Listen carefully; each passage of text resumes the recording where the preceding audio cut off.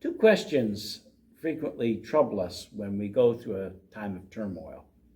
The first one is very common and it's philosophical. We ask, why? Why is God allowing this? Why is this happening?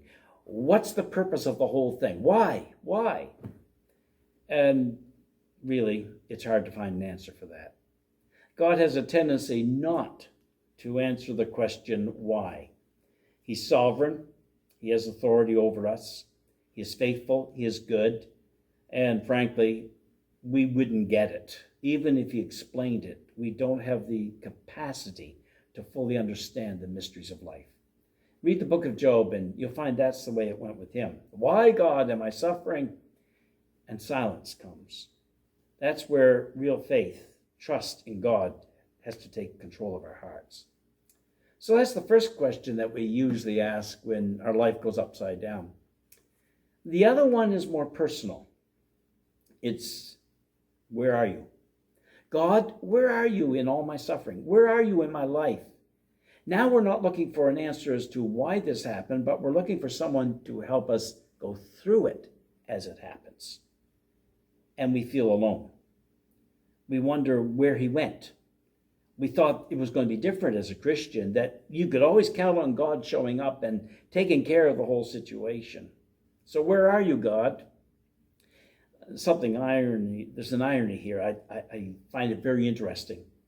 In the Garden of Eden, when Adam sinned and failed God, they used to meet in the cool of the day, it says in the early chapters of Genesis. And so that evening, God came to talk with Adam.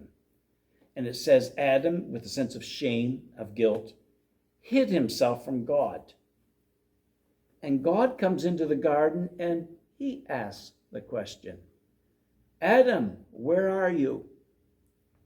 Isn't that interesting? We ask God where he is when we feel trouble has hit us.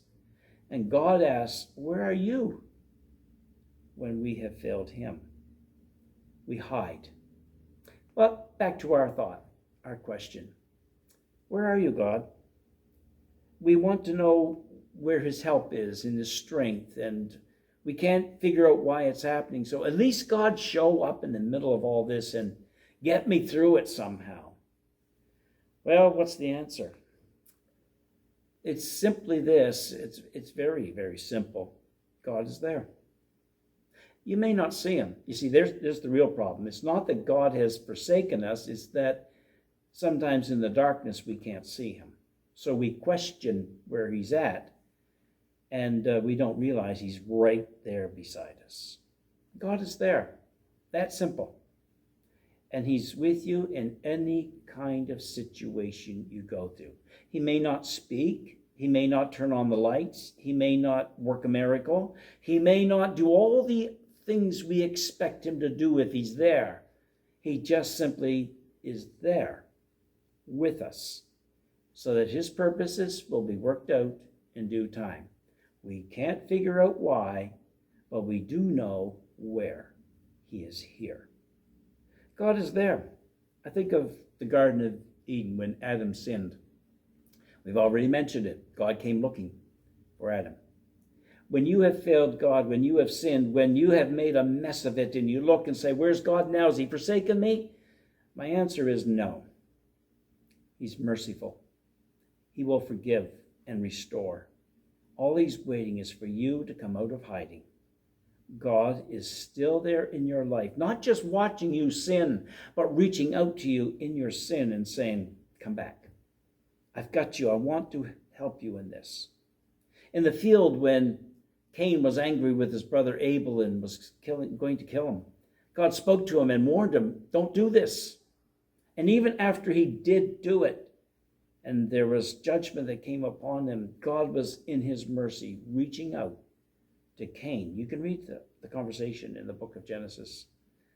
In the rain when Noah built the ark, God had said that the world was so corrupt, so violent, that judgment was coming upon it, and only Noah and his family survived it. Noah was instructed to build an ark that would shelter them all, and it's an old story. But God was there. And during the years that Noah spent building that ark, God was there to remind him, this is my direction. This is what's going to happen. And when the flood came, Noah was spared.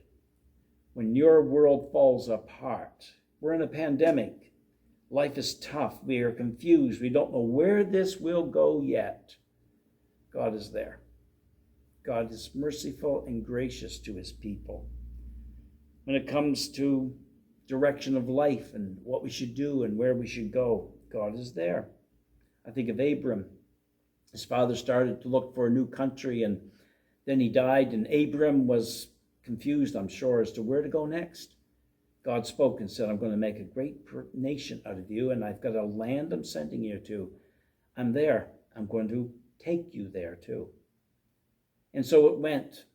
When God asked Abram to give his son Isaac to him as a sacrifice, he was testing him. He never meant for it to be fulfilled. And in the midst of his obedience, God suddenly spoke and broke into the situation and said to Abram, don't touch the lad. And he provided a sacrifice in the place of Isaac. God was there, watching and speaking and directing as necessary. In the prison, when Joseph was trapped, framed, ignored, and apparently forgotten by everybody, God was still with him and in due time brought him out to fulfill a purpose for his life. When Moses ran from Egypt and was out in the wilderness for 40 years tending sheep, what a change from a palace to a pasture, from position to a lowly place of servitude. And then God showed up in the burning bush and said, I haven't forgotten you. I've been watching you. I've been with you. And now I'm sending you. God is there in your places where you think you're forgotten and lost and useless. God is still there. Goliath attacked the armies of Israel, and David, the young lad on the battlefield, spoke up. This shouldn't be. He took a sling and a stone, and God with him defeated the Goliath, the giant. God is with you when you're under attack. When you have no way out, God is there. At the cross, God was there. Jesus felt alone. He understands when you feel alone. He understands when you ask the question, where is God? Because he has asked the same question. He broke forth in one of the 7 sayings from the cross. And you can feel the trauma in his heart, the desperation in his voice. My God, why have you forsaken me? There was turmoil. There was death. There was pain and darkness. Where are you, God? But it was resolved. Because the last thing he said, Father, into your hands I commit my spirit. Notice he turned the phrase from my God to Father.